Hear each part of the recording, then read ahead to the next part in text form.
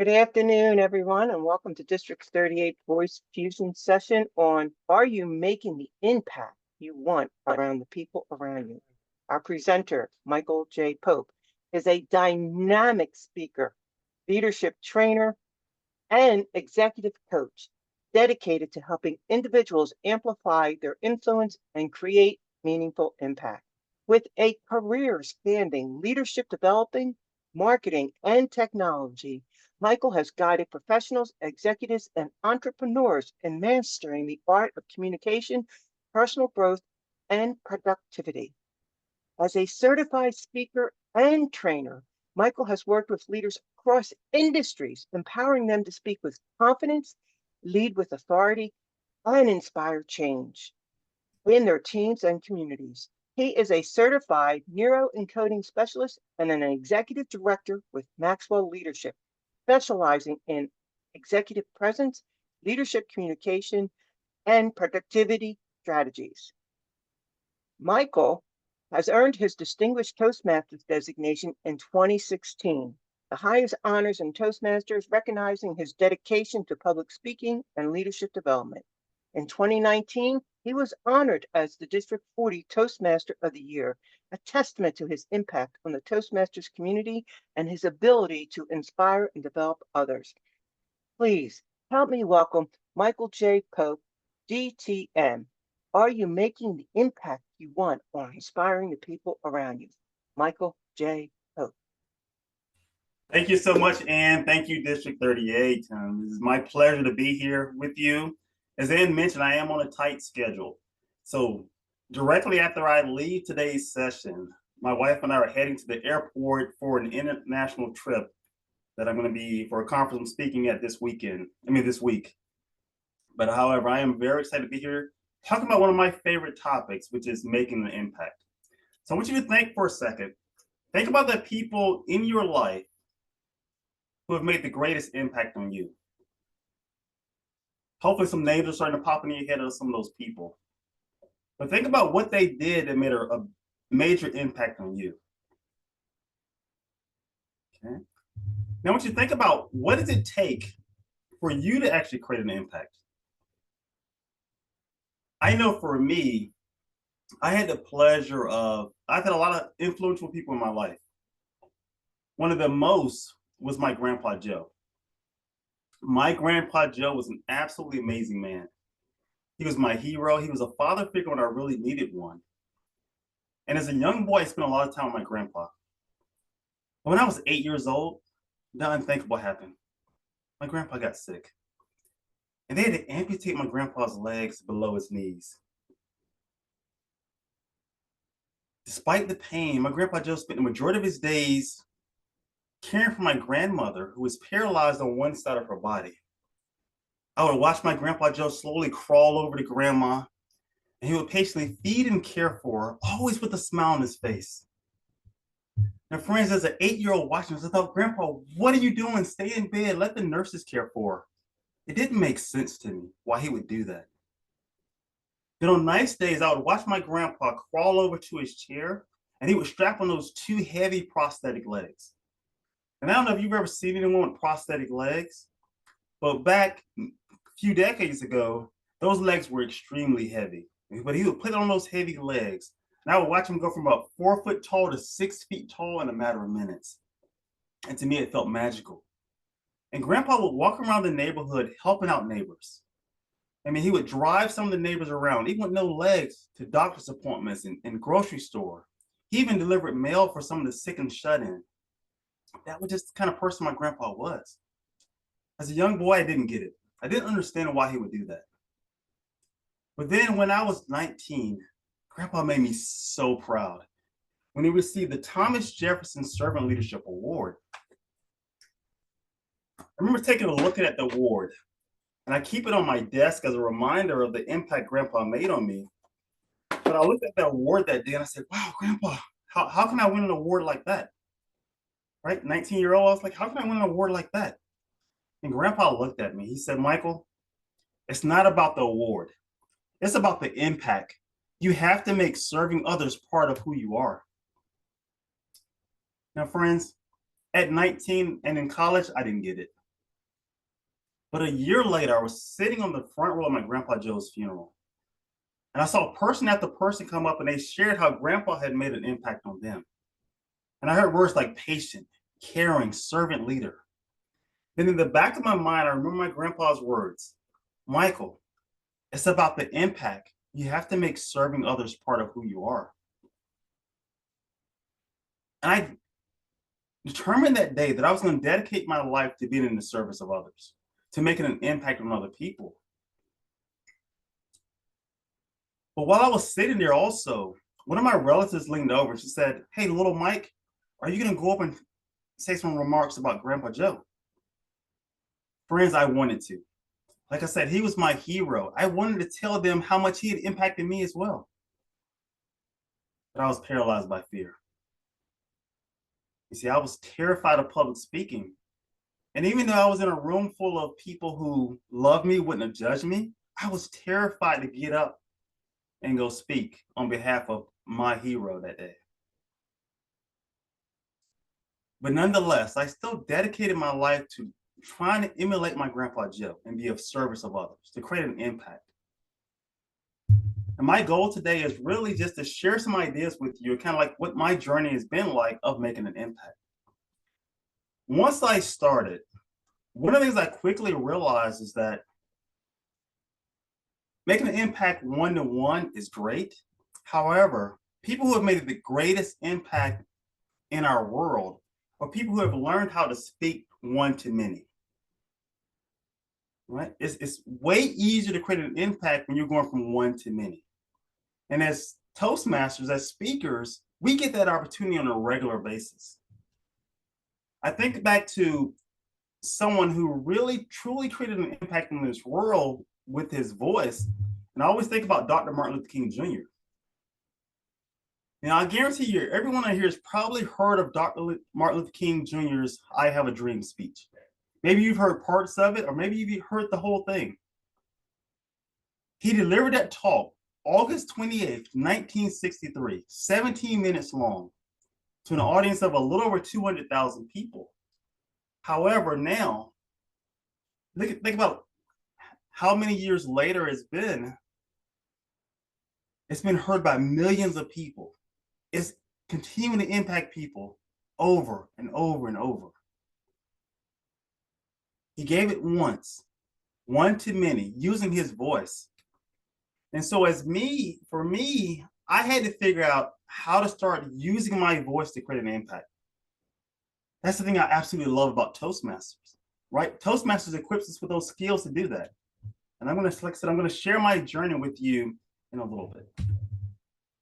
Now, one of the things I quickly noticed in Toastmasters, we have some absolutely amazing speakers. There's lots of worldwide champions, but I realized that they all have one major thing in common, right? They're great communicators, great speakers. They know how to tell stories and all of that and keep the audience engaged. But one thing they have in common that we all share with them is that they all started with one speech, with a first speech in Toastmasters. So let me ask you, raise your hand if you can remember your first speech in Toastmasters.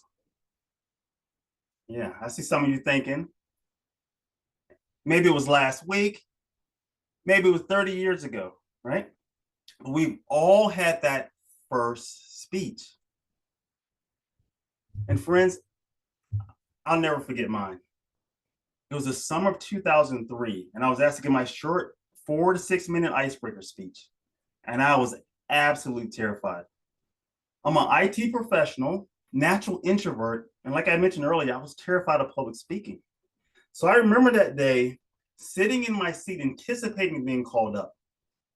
And I came down with a bad case of the what ifs. What if I forget my lines? What if they don't like me? What if? And as I sat in my seat, the Toastmaster called my name. And I slowly stood up and started slowly walking to the front of the room. I'm sure you've probably been there, where you're walking and with every step, the butterflies are increasing. I shook hands with the Toastmaster and my hands were dripping with sweat as if I just dipped them in a bucket of water. I remember looking out at the crowd and the butterflies were fluttering in my stomach. I began to speak My mouth felt completely dry that day, as if I had been chewing cotton balls all morning long. Remember, I grabbed my notes. I said, "Hi, my name is Michael Pope. Um, those 4 minutes felt like 4 hours. And when I was done, I was kind of slightly relieved, but still feeling a little embarrassed. And as I slowly went back to my seat, feeling like I had just done a horrible, absolutely horrible job. But as many of you already know, the beauty of Toastmasters is that a lot of times we have access to mentors. My mentor was a lady by the name of Carol Cormerlink. And Carol leaned over, she said, Michael, great job, you did it. She said, it's gonna get easier. She said, Michael, here in Toastmasters, we have a program to help you become a more confident communicator. And Carol said, I am gonna walk you step by step. Now, I don't know about you all, but knowing that I was gonna have a mentor to help me every step of the way in my journey in Toastmasters, that was just like a pressure relief for me. Carol is an absolutely amazing person. She made a tremendous impact on my life. And so what Carol showed me was how to become a doer in public speaking. And so I'm going to talk to you a little bit about how I believe you can create an impact as a doer in public speaking based on what my mentor Carol shared with me. So one of the first things Carol wanted me to do is discipline. She said, Michael, the D in doer stands for discipline. And when we talk about discipline, we mean self-discipline. And the definition of discipline is one of my other mentors says, discipline is doing a prescribed activity, no matter what, even and especially when it's difficult. It's doing the prescribed activity, no matter what, even and especially when it's difficult. And so Carol said, Michael, I want you to discipline yourself to study other communicators. Discipline yourself to study other communicators. And Carol helped me out.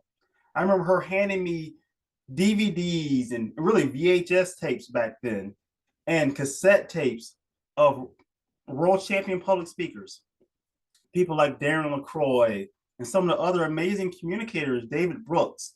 And I took those, I took the books, I took the audios, and I started studying because I trusted my mentor. And I would study these communicators, and Carol helped me out by providing me with the names of the people to study. I still do that today. As a result, I've had an opportunity to study from some amazing, amazing communicators, people like the Les Browns and the John Maxwells and so many other amazing communicators. And I absolutely love doing that, studying from these amazing communicators. But it does take discipline. So I've disciplined myself to study other communicators. Now, one of the things Carol wanted me to know right off the bat, she said, Michael, I don't want you to try to imitate these speakers or duplicate those speakers. I just want you to learn from them.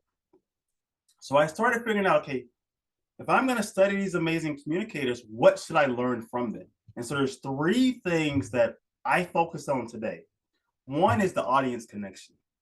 I want to know, how are they able to actually grab the attention of the audience? How are they able to tell stories or anecdotes or use examples or props in their presentations? What about their delivery and their presence on stage, whether it's a virtual stage or whether it's on a physical stage in front of thousands? What do they do? So I want to encourage you all, discipline yourself to study other communicators. I guarantee you, in your district alone, you have some amazing communicators. Study them. Study how they connect with the audience. Study how they tell stories, right? How do they deliver their content? The vocal variety, the body, the facial gestures, all of that. Study amazing communicators. So that's D, endure. Discipline yourself to study other communicators. Transitioning next to O. O stands for opportunity. This is probably one of the biggest for me. So Carol said, Michael, take advantage of every opportunity to speak. Take advantage of every opportunity to speak. That's one of the reasons why I'm here today. Hey, Ann reached out to me. I was available at the time, and I said yes, because I take advantage of every opportunity to speak. Carol said, Michael, if you show up at one of our club meetings and we don't have any speakers on the agenda, she said, I want you to pull out a back pocket speech, right? Give your icebreaker speech again, or give some speeches you've already given again, but always be prepared. See, Carol knew that at work, with me being an introvert, that I would go to meetings and I would sit there and I wouldn't ask questions, I wouldn't speak up, even when I had the ideas. I'm an amazing problem solver. And I would be sitting in meetings at work and they would state a problem and I would immediately figure it out. But because of my low self-image and I was terrified of speaking up in public, I would just sit there and say, well, somebody else I have the answer to. I figured it out too soon, right? I doubted myself. So Carol said, no, when you go to these meetings, I want you to ask questions, speak up, always come prepared. And I started doing that in Toastmasters meetings and outside of Toastmasters meetings, taking advantage of every opportunity to speak. And as a result of doing that, I've had an opportunity to speak on literally hundreds of stages, virtual stages, in-person stages. Largest audience that I've spoken to is over 3,000 people in person. But it's because I'm constantly taking advantage of opportunities to speak. Well, shortly after I made this arrangement with Carol and with Anne to come speak here, someone reached out to me about coming to Australia to speak this coming week. So, hey, I immediately said yes. And my wife said yes as well, right? To go with us. But that's because I constantly taking advantage of opportunities. And saying yes, whether it's a free opportunity or a paid opportunity, continues to open up doors for me. So today, when I'm looking at taking advantage of opportunities to speak, I'm forever thankful for what Carol did to me. Because when she saw that I became comfortable giving 5 to 7 minute speeches, I remember her coming in one day and she said, hey, Michael, I see that you're doing really good. Are you coming to the TLI on Saturday? I was like, oh yeah, I'll be there. She said, great. I need someone to teach the Evaluate to Motivate session. She said, here's the manual. I'll see you on Saturday. Right? My mentor kept stretching me to take me to that next level. But it's because I said yes to that opportunity. So friends, when you're looking at opportunities to speak, first, look and see, hey, does it align with your goals and your purpose? I'm big on that now because I know what my goals are. I can't say yes to every single thing if it's not in alignment with me. But if it aligns up with my goals and my purpose, it's an easy yes for me. Is it an opportunity for me to grow? I'm constantly looking for ways to stretch myself, communicate with different audiences, keep myself outside of my comfort zone. And then the passion and excitement is so important. It has to be something that you can truly believe in, that you can be passionate about. That's how it is for me. Like I've turned down great, even paying opportunities to speak on topics that I'm like, I just can't get excited about that. I know the subject, but I wouldn't feel authentic speaking on that subject. So me personally, I look for opportunities to speak on things that I'm passionate about. And for me, really anything inside of Toastmasters, because I know how Toastmasters took me from being that natural introvert, terrified of public speaking, to someone who absolutely craves speaking on stage. Because I take advantage of every opportunity to speak. So moving on from there is E. E is all about education. Now, as you all know, you all are Toastmasters here, you know the importance of our education system. So what Carol said, she said, Michael, embrace the Toastmasters education system. She said, I want you to fully embrace the Toastmasters education program. Now, back then, I remember we had our Confident Communicator manual. I went through those 10 speeches in about 2.5 years. I was a little slow. Then I remember Carol handing me some of the advanced manuals that we had at the time. And I literally, before Pathways started, I had all of the advanced manuals that I was working through because I embraced our education system. Carol also said, Michael, she said, here in our district, in District 40, we recognize members of Triple Crown. She said, what I want you to do is every single year, strive to earn your Triple Crown. She said, because that means that you've done enough speeches, you've worked on yourself enough to continue improving yourself. So I started doing that. So ever since Carol introduced me to Triple Crown, I haven't missed a year, every single year,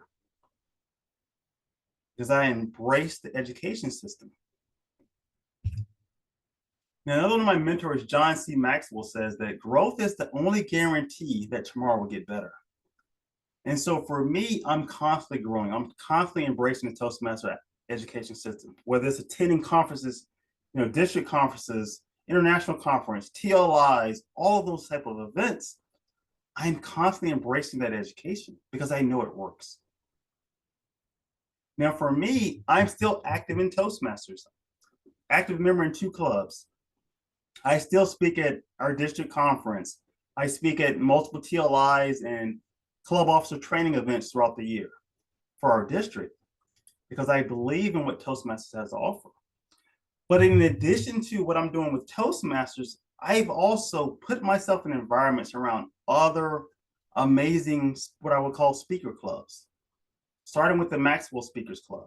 I'm also an active member of NSA Ohio, Global Speakers Universe, GPS Speakers Academy. So I've been a part of other speaking communities because I understand the value of really aligning myself with people that are going in the same direction that I want to go in, with some absolutely amazing communicators, right? Because I'm disciplining myself to study other communicators.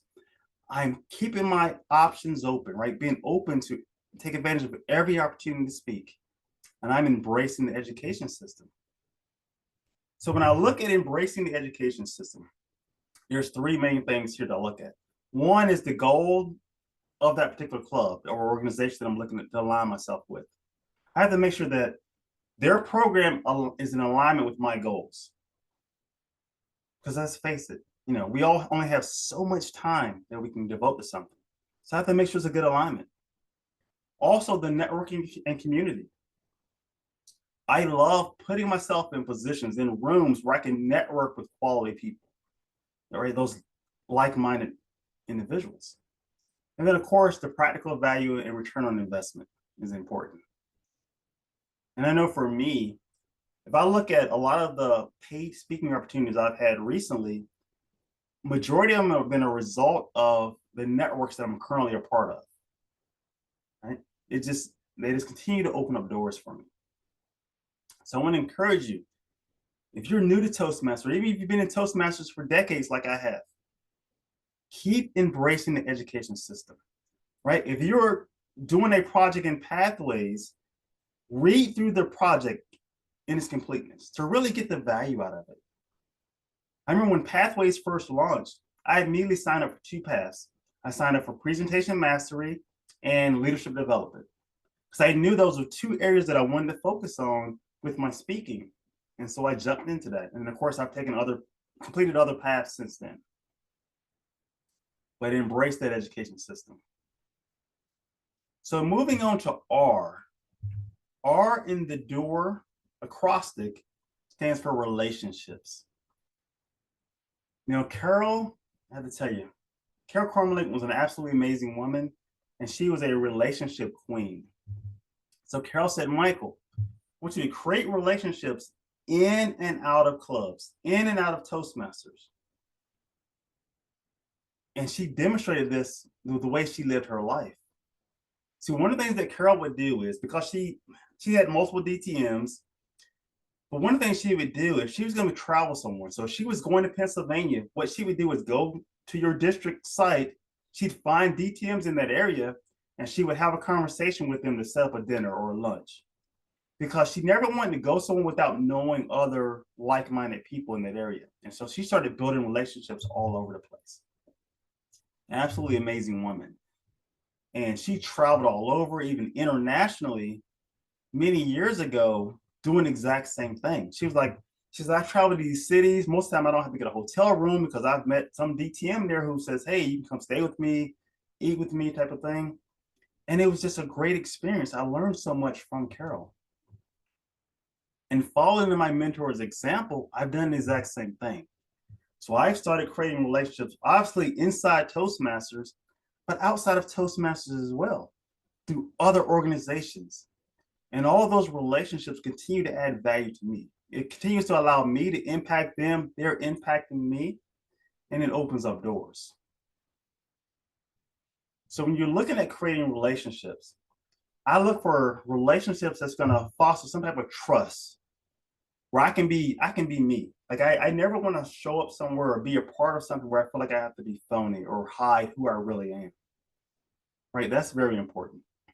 It has to be an environment that allow us to, we can build bridges with each other through that shared interest, like-minded people. And then it has to be in an environment where I can add value and they're constantly adding value to me, right? That win-win situation. I love those scenarios. But creating relationships in and out of clubs. And I'll tell you, when I started doing that, as a natural introvert, someone who was still, I was terrified of public speaking. I didn't like to speak up in networking situations. But when I started focusing on relationships where I can, with the goal of adding value to someone else, it made it so much easier for me. Because I was no longer looking at what I was going to get, but I was looking at how am I going to add value? How am I going to create an impact in this person's life? And it made it so much easier for me. And so that's the door. Discipline yourself to study other amazing communicators, right? Take advantage of every opportunity to speak. Embrace the education system and create relationships in and out of your clubs. And as I'm wrapping up, I'm gonna leave you guys with a quick story here about creating impact. So there was a young Toastmaster that was very excited about watching the big game. I mean, this dad, he was all set to watch the big game, right? To watch the Super Bowl. He had his big screen television all set up. He had his snacks all good to go. He was ready. Well, his daughter came into the room and she said, "Hey, Daddy, I'd like to spend some time with you. Can we go play?" Now, he was kind of stuck in a dilemma, right? I mean, he's got the big game, the Super Bowl, all ready to get started, but then he's got his daughter. And as a father of three, I understand that dilemma. And so the dad had an idea. He said, "I know what I can do." So he went and grabbed the Toastmasters magazine. He grabbed that Toastmasters magazine and he started tearing it in little pieces to make a puzzle, right? He tore it in all these little pieces and he said, "Hey, I'll tell you what I'm going to do. You take this, I want you to put back together this magazine cover for me." He said, "And when you do that, not only will I spend time with you, but we'll go out somewhere, right? I'll take you out to one of your favorite places. We can go shopping. We'll just spend the whole day together." His dad thinking that, hey, okay, it's going to take her a while to put all that together. I'll be able to watch the rest of this game and it'll be okay. Well, the girl comes back to him about 10 minutes later. She said, "Hey, Daddy, I finished it. I've got it all back together." Now he looked and he was like, how did you do it so fast? He said, "I know you're smart. I mean, that comes from my side of the family, but how'd you do it so quickly?" She said, "Daddy, I remember that magazine." She said, "And I remember that on the back of that cover, there's a picture of a woman in the mirror." And she said, "Daddy, what I realized is that if I fix that woman in the mirror, I'll fix the cover." So fellow Toastmasters, I just want to remind you that when you fix that man or woman in the mirror, you'll impact the world. So I want to encourage you to do that. So as I'm wrapping up here, I truly want you to realize that you can create an impact as a doer. And I've rushed through this a little bit here, so I apologize for that. But I truly believe that you can create an impact as a leader. If you discipline yourself to study other amazing communicators, take advantage of every opportunity to speak, embrace the education system, especially the Toastmasters one, and continue to create relationships in and out of your Toastmaster club. I think if you do that, you'll be able to look back and see the difference you've made. I know for me, I remember May 2019, I just found out that I had won Toastmaster of the Year for District 40. Shortly after leaving that conference, I received a phone call from Mark. Mark said, And Michael, this is Mark Carroll's son. I want to thank you for all that you've done. He said, Michael, would you give the eulogy at Mom's funeral? I quickly thought about it, and it was an easy yes. It was an easy yes for me to go up to that church, that packed church, to celebrate the life of Carol Cormelink, and to be able to give my first and only ever eulogy for a woman who really transformed my life by being my mentor and my friend for over 16 years. But it's because she utilized this amazing system that we have access to called Toastmasters to do that, to impact my life. And I believe if you use the same, if you use Toastmasters, use your voice really, that you can make an impact on others. I am Michael Pope. It is my pleasure to have served you all today. Thank you. Wow. Let's hear it up for Michael. Oh my God. Thank you so much. Do you have time for if anybody has any questions, couple questions? All right, so let's come off mute, please. And let's really show our appreciation to Michael for being here for District 38. Amen. Wow, wow, wow, wow. Hi, Carol. Does anybody have any questions? Yes, Carol. Yes. Maybe you can help me with this question. I had started the first domestic violence program for the Department of Human Services, and when I was early retirement, I was offered 3 full-time jobs.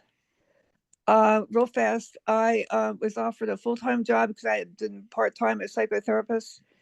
I was offered a full-time job with the American Diabetic Association for doing a walk on Kelly Drive, and I was offered another job, but I didn't have enough confidence to do any of them. So I ended up going back and getting my MBA at University of Phoenix. I was on their cover in April. How do you build up confidence so that you really can move on and do your thing and be creative when you're afraid that somebody else is going to criticize you? How do you do that? Oh, I love that question, Carol. Natural introverts had a horrible self-image growing up, so I completely understand. So there's a couple things that I do. One is affirmations. So that goes back to that man or woman in the mirror thing. I use affirmations on a regular basis where I'll literally look at myself in the mirror and say, Michael, I love you. You are amazing. You're an excellent communicator. People love hearing your voice, right? And I'll program my mind on a regular basis. So that's one thing that I do to boost my confidence. The second thing that I do, Carol, is like in your situation, because I deal with a lot of people who are similar, where they're like, imposter syndrome stops them from taking that promotion or going to that next level. And so for me, what I'll do is write down reasons why they should hire you, right? So so I had a coach tell me one time, he said, Michael, write down 50 reasons why someone should hire you to speak, right? Writing those down and you start realizing your value. And we all have our own unique value in the marketplace. And Carol, for you, I would say there's a reason why they offered you those positions. I mean, there's a reason why 3 different organizations wanted you, because you are qualified. You just have to continue to remind yourself of that, right? Look at yourself in the mirror and say, yes, I am qualified for this position. And anything that I'm lacking, I can learn it, right? There's very few skills that are unlearnable nowadays, right? So you just got to believe that. And then also the third thing would be willing to fail. Failure is not permanent. It's okay to fail. Fail, learn from it, make adjustments, and then keep moving forward. There's one more thing real fast, is I was just written up in the Power Magazine 2-page article, January 2025, about my whole life and what I've done. But it's just for some reason or other, I just say, what if I fail today? What if I fail today? What if you win though? Right? What if you win today? What if you win today? Right? Let's flip it around. And like I said, failure is not permanent. Thank you so much. I appreciate it. Thank you. Does anybody else have any questions? I thought Cecilia had her hand raised earlier. Cecilia? Oh. No? Anybody else have any questions? Yeah, I have Yes. a question. So, Michael, how do you prepare to give a speech to an audience you're not familiar with? Because eventually I want to give speeches outside of my Toastmasters organization. No, it was Hold on a second, Celia. So yeah, so one thing ahead. is to help prepare. So that's the beauty of Toastmasters. So inside Toastmasters, go find other clubs that have a similar demographic that you're trying to speak to and practice your speeches, right? So speaking at multiple clubs, TLIs, CLTs, all that, that's going to help. Then in terms of preparing though, if available, if you're able to research your audience so you can get a little bit about them, that'll help. And if you can't, then what I do is I have a process of before, during, and after. So before I go speak, like especially if I'm going on a stage, then what I'll do, like I'm going to be in Australia, so I'm not going to know anything about those people necessarily, right? So typically what I would do is I'll look at them and I'll send love to them, and I, think, hey, I love you, right? And I think positive thoughts about those individuals, and I think about how can I help them? What problem do they need solved? And I do my best to incorporate that in my talk as much as I can to make it relevant to that particular audience. But it's going to take practice. And Toastmasters is the perfect place to practice. I mean, literally go to different clubs, where, yeah, professionals here, you might have some blue collar over here, right? So different community clubs. Go to different clubs and let's get used to talking to different people. All right, thank you. That's great advice. I appreciate it. You're welcome. Right, we have a couple more minutes. Any other questions before we close the session down? All right. Well, I want to thank you all for coming out to hear Michael. I hope you got out of it. Give Michael some love through chat and how much you appreciate. Give him one point you learned from today's session, please. I know I took quite a few tips and I really like the acronym, the DOER. I learned a lot from that. So thank you so much, Michael. I really appreciate you sharing your story and your time with us. It was a phenomenal session. You're welcome. And I'll put my LinkedIn. If anybody wants to connect with me on LinkedIn, feel free to do so. But yes, happy to serve. And if I can ever serve District 38 again, please let me know. Especially when I have more time, I won't feel so rushed. Will do. Awesome.